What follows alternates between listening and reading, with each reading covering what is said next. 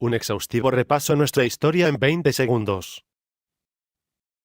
El concepto de raza no ha cuajado mucho entre los españoles. Antes, en la escuela, decían que había 5, blanca, negra, amarilla, cobriza y aceitunada.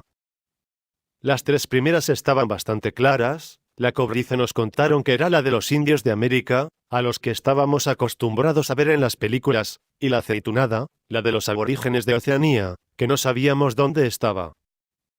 Tenían su justa correspondencia en las huchas que se usaban para recaudar dinero destinado a las misiones a través de una organización que se llama Domund. A los chicos de los años 60 que se ofrecían voluntarios les daban una hucha de cerámica para que se echaran a pedir por las calles. Estas huchas reproducían la cabeza y algunos avalorios de las distintas razas, menos de la blanca, que no necesitaba, por lo visto, de la colaboración de sus semejantes.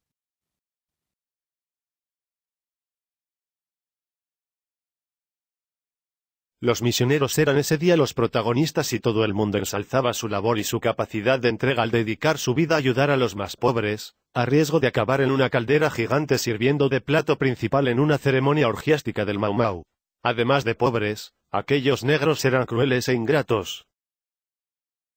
Esas eran las razas. Claras. Bien diferenciadas. Y llevaban asociados los diferentes tipos de pobreza que asolaban al mundo con un denominador común, el hambre. Nosotros estábamos muy orgullosos de pertenecer a la superior, la que no necesitaba hucha para salir adelante. Los próceres del régimen hacían referencia constante a nuestra raza. No a la blanca, sino a la española. Es difícil entender de dónde sacaron que éramos una raza aparte, teniendo en cuenta la cantidad de invasiones que sufrió la península. Por aquí pasó todo Cristo, somos el producto de una mezcla infinita.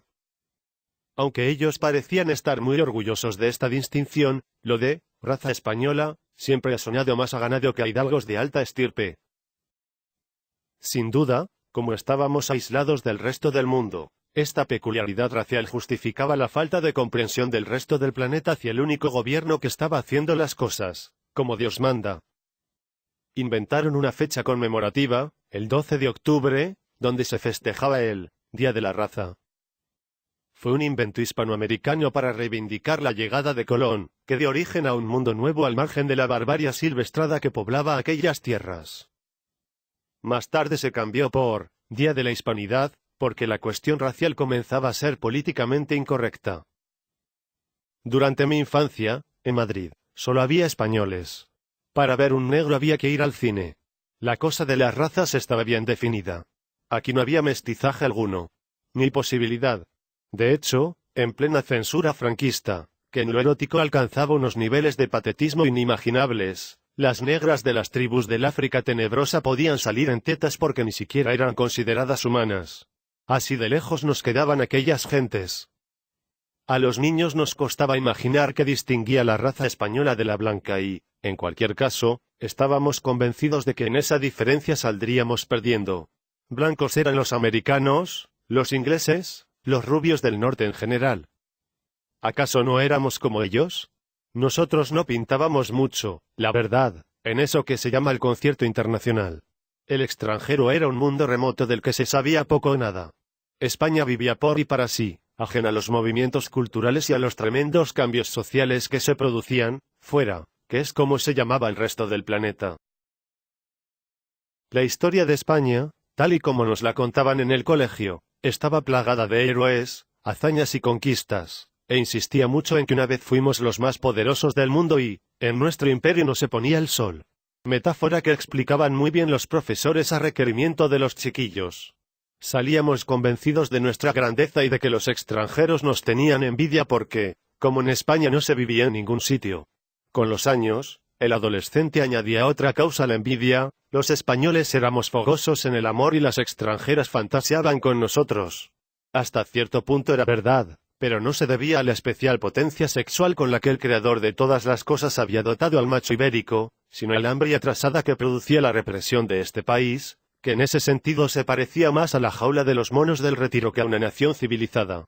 Los españoles abordaban el sexo como el agua a los exploradores que, perdidos en el desierto, llegan reptando hasta una charca. En el colegio, en mis tiempos, hablo de principios de los 60, el siglo XX no existía. Apenas ocupaba unas páginas en el libro de historia o en el de literatura.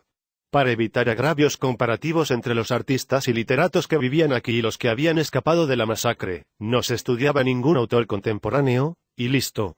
Cervantes y el Siglo de Oro eran los protagonistas y ahí se recreaba el profesor. Con la historia pasaba lo mismo. Para evitar preguntas absurdas o situaciones inconvenientes, no se hablaba de la guerra civil ni de la Segunda Guerra Mundial. En los tebeos de guerra, siempre de la Segunda Guerra Mundial, los alemanes solían ser los buenos. Para que no se interpretara como apología del nazismo, los japoneses siempre eran malos, a pesar de ser aliados de Hitler, y el sargento gorila de las tropas americanas daba caña a los malditos perros amarillos. Así, se disimulaba un poco el filonazismo, al tiempo que se inculcaba a los niños un poco de racismo, que tampoco venía mal.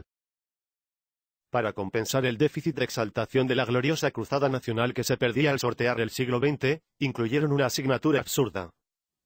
Todos los años del bachillerato. Se llamaba Formación del Espíritu Nacional. Digo absurda porque no había materia para tantos años, los profesores eran falangistas que con esta excusa se sacaban una paga y la norma era el aprobado general. No había materia para llenar los libros de texto porque Franco, según él mismo afirmaba, odiaba la política, por lo que era muy difícil elaborar discursos y programas políticos que justificaran la existencia del régimen.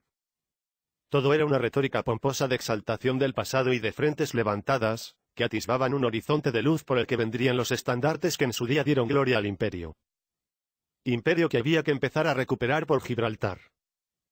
Durante toda mi infancia y adolescencia estuvimos en guerra con la pérfida Albión, que es como se llamaba el Reino Unido, aunque fue una guerra diplomática, de intenciones. Gibraltar español, era la única consigna política que le estaba permitido gritar en la calle a un español. También se podían dar vivas a Franco, pero eso se reservaba para actos multitudinarios.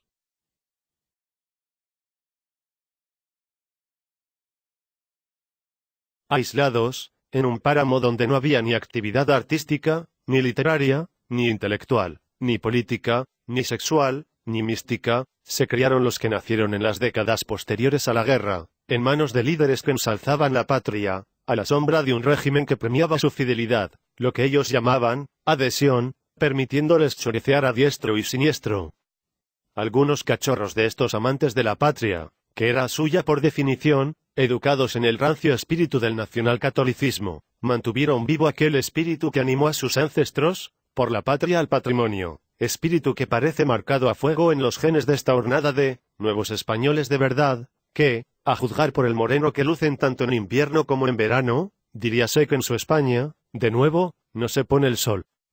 Herederos por derecho de la patria y de todo lo que contiene, reaccionan con indignación y perplejidad cuando se les dice que el dinero público no se toca. Se juntan en grupo, con todas las cabezas de la cúpula del partido erguidas, muchas inmersas en procesos judiciales, para que el líder de turno haga esa manifestación que tanto gustaba proclamar en su día al mismísimo caudillo: vienen a por nosotros. Lo dicho, lo llevan en la sangre.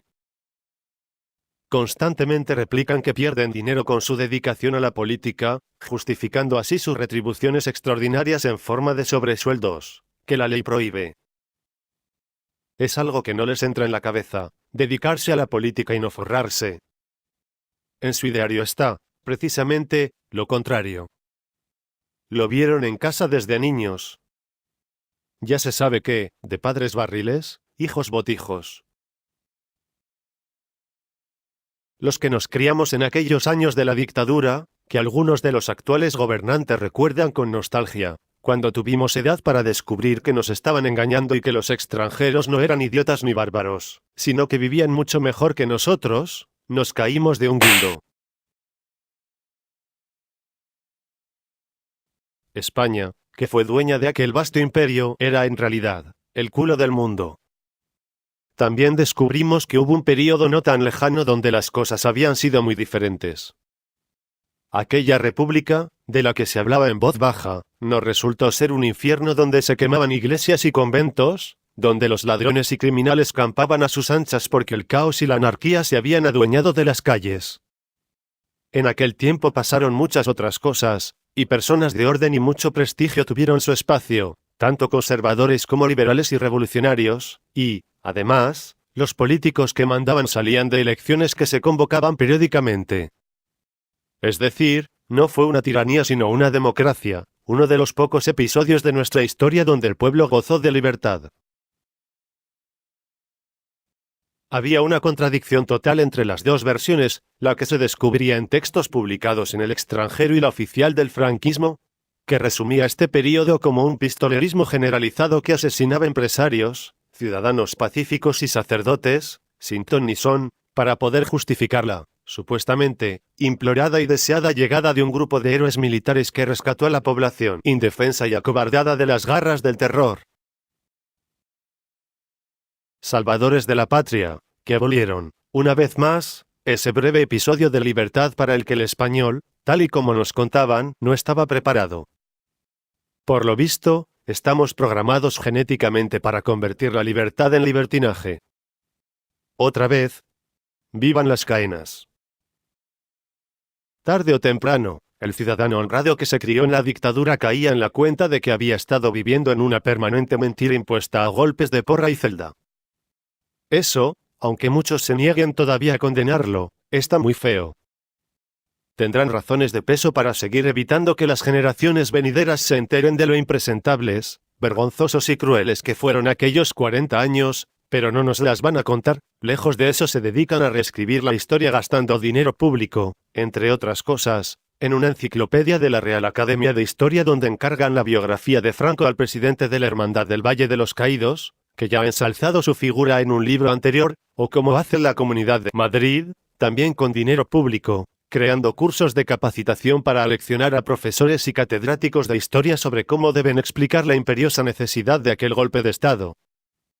Pretenden convertir en puntos de vista o interpretaciones de historiadores lo que no son más que burdas patrañas, negando hechos y falsificando datos.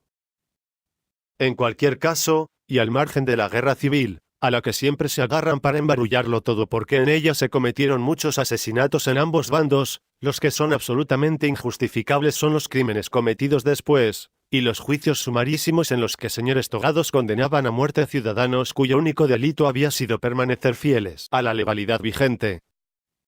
También es injustificable que una rebelión militar al margen del orden establecido, que toma el poder, supuestamente, para poner orden en una situación de caos, dé paso a una dictadura totalitaria que abolió la libertad, la democracia y el Estado de Derecho durante 40 años. Para dejar constancia del pelaje de estas autoridades, este es un párrafo extraído del sumario que se abrió contra Manuel Azaña y que, en la crueldad que caracterizaba el régimen, se siguió instruyendo aún después de muerto en el exilio. Su furia no se calmaba con la muerte, era un sadismo enfermizo. De él decía su acusador: su actuación, funestísima y demoledora para España, vertiendo en las multitudes el germen de desolación y anarquía, que dieron por fruto las abominaciones de sangre, robo y destrucción que todos lamentamos, creó tal estado social de crímenes que Dios, en su infinita misericordia, inspiró a nuestro ínclito caudillo la misión de salvar a España. Hay que recordar que Azaña era un hombre conservador amante de la ley y el orden. El Partido Popular, en solitario, votó en contra de la anulación de estos sumarios. Es posible que Dios, en su infinita misericordia, inspirara a estos diputados del centro y demócratas también ese día, como hacía con el caudillo,